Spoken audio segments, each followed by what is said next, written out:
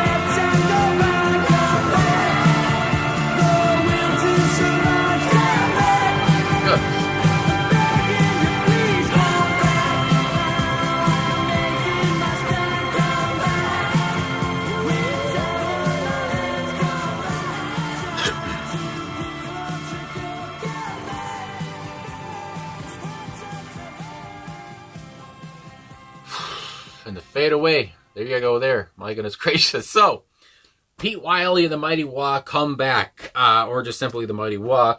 But as you can see there was a lot of dancing, and it got me dancing as well. I wanted to imitate what Pete was doing here, and Josie Jones, who was behind him there on backing vocals, and I loved how she gave his voice an extra oomph.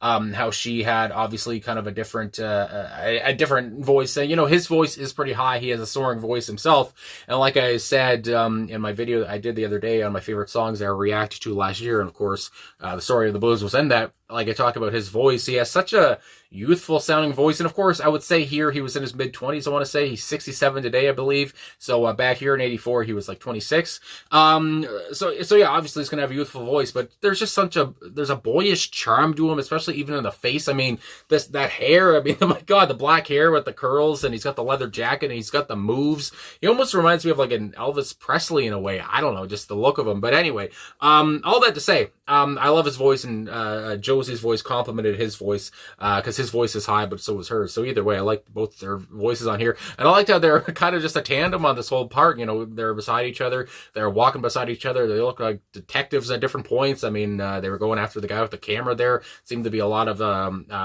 important messages, at least especially in the music video, aside from the important messages that went along with the lyrics. But from the get-go, I got to say, I've seen some people talk about how the song sounds outdated. I mean, again, it's from 1984.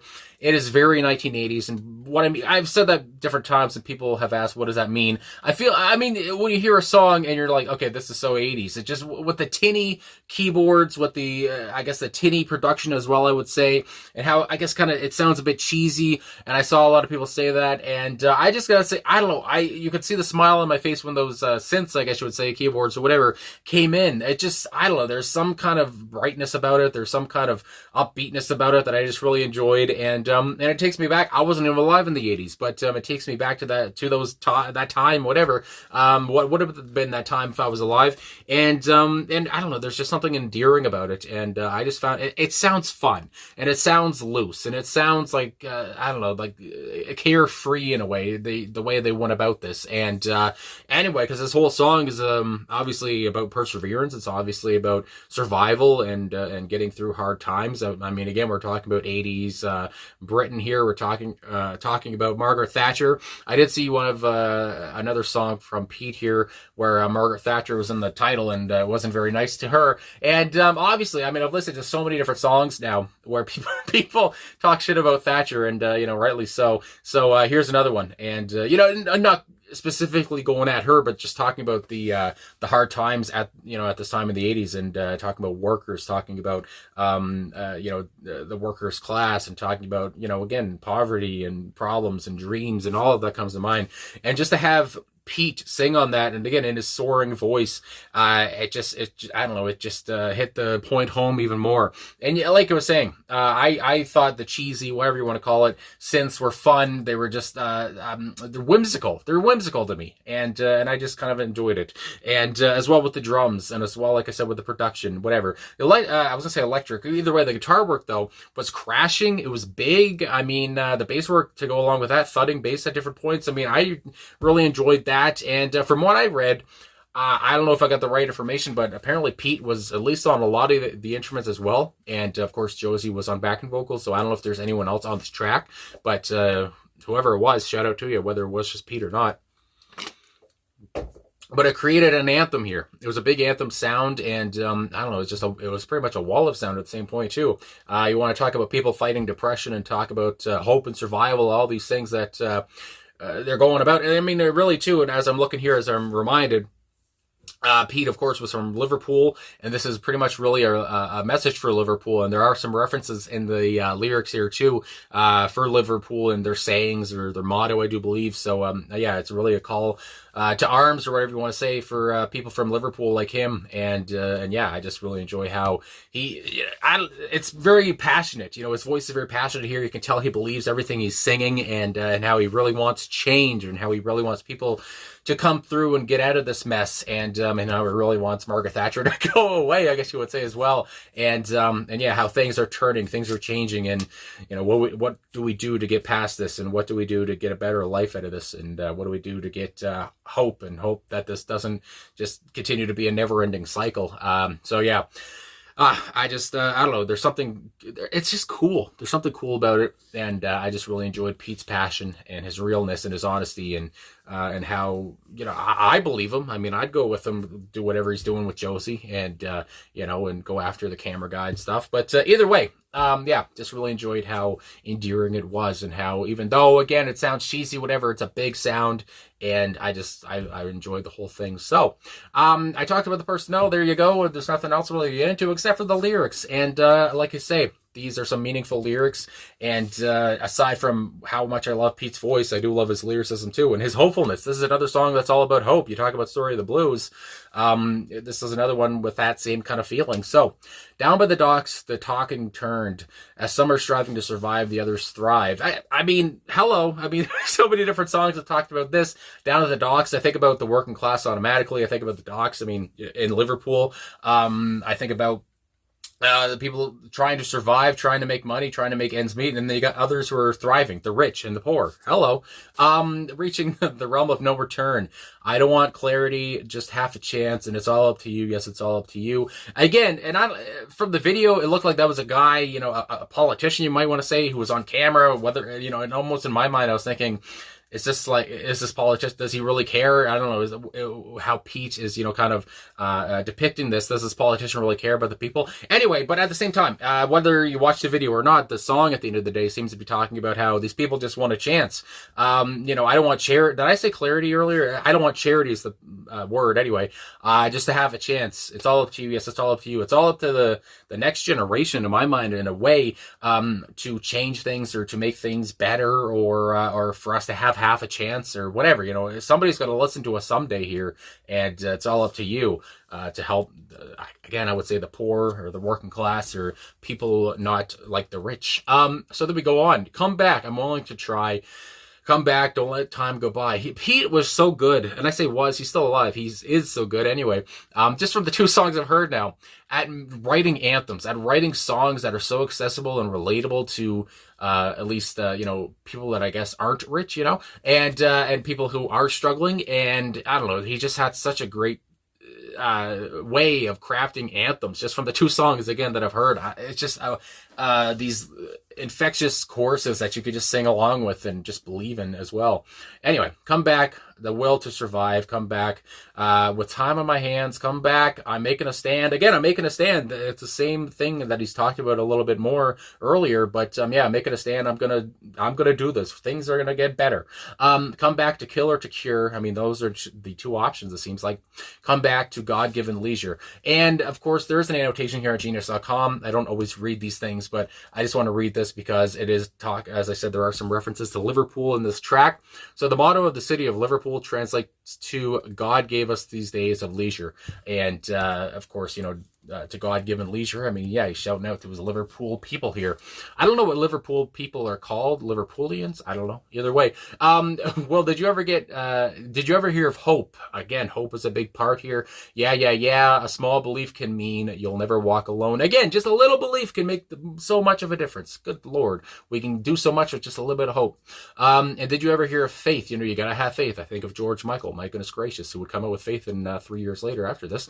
Encouragement, development, and it's all up to you. It's all up to you. Encouragement, development, you know, develop these different things that need to happen so we can get past this and we can get by Thatcherism. I mean, all this stuff so the economy can get out of the toilet. It's much of the same. Come back. It's all the same stuff I said earlier, so I won't repeat it, but yeah, I'm taking a stand. God-given leisure. Hello. I'm trying to come back here. And that's repeated on and on and on. I'm willing to try. Don't let time go by. The will to survive. I'm begging you, please. He's begging. I mean, he's on his knees here. He's praying for you to help. He's praying for you to, he's begging you to help his cause here, or to join him in trying to again get by this thing and find hope and find, you know, a cure for all of what's going on here back in 1984 in Liverpool. And then again, come back, you know, make it a stand. I didn't realize how many times it says come back, but I guess that's the whole point of the track.